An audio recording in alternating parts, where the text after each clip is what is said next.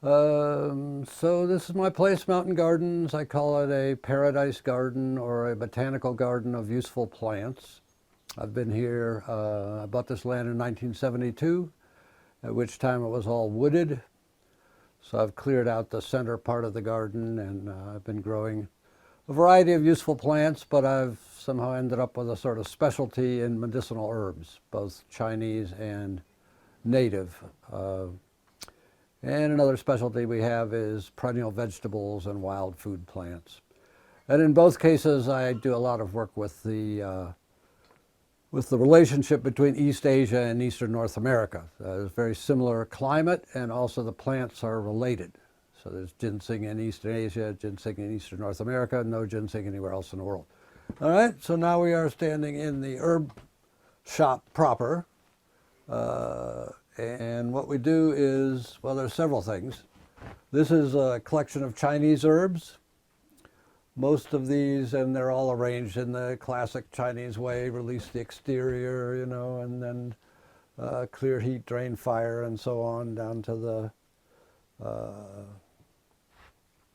respiratory and digestive and so on, blood movers, blood tonics, and finally get into the tonics, the adaptogens, and then the astringents and the calm the heart, settle spirit, etc.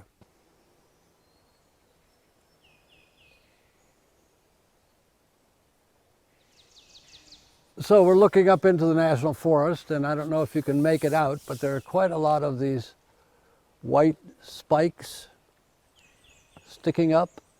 They're about a foot long, they're sort of cream colored. That's all Camelarium luteum, which is now the second most valuable thing in the woods. It's a kind of a yang tonic for female women's fertility, and there's quite a big demand for it now. There was none here when I moved here. I think I'm about the only person in America offering seed of this plant. So the first question is from Frederique, and they ask, can you please repeat how to get and grow air potato vines?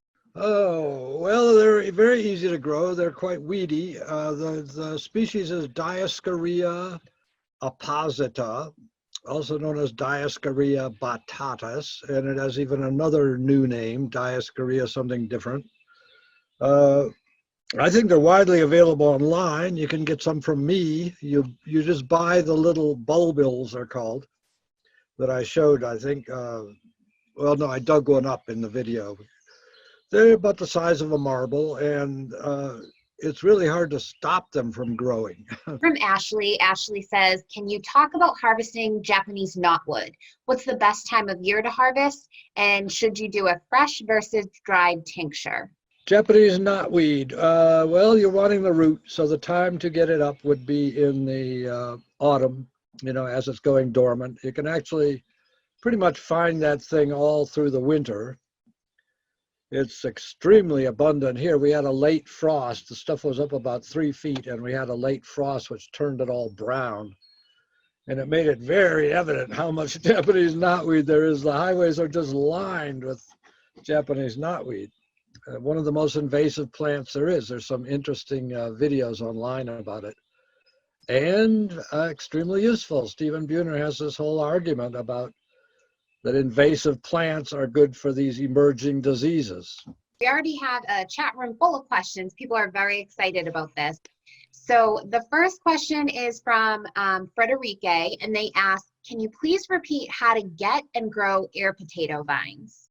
Oh, well, they're very easy to grow. They're quite weedy. The species is Dioscorea apposita, also known as Dioscorea batatas, and it has even another new name, Dioscorea something different.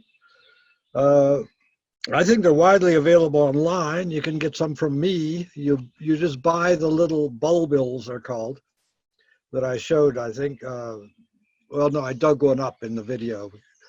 They're about the size of a marble, and it's really hard to stop them from growing.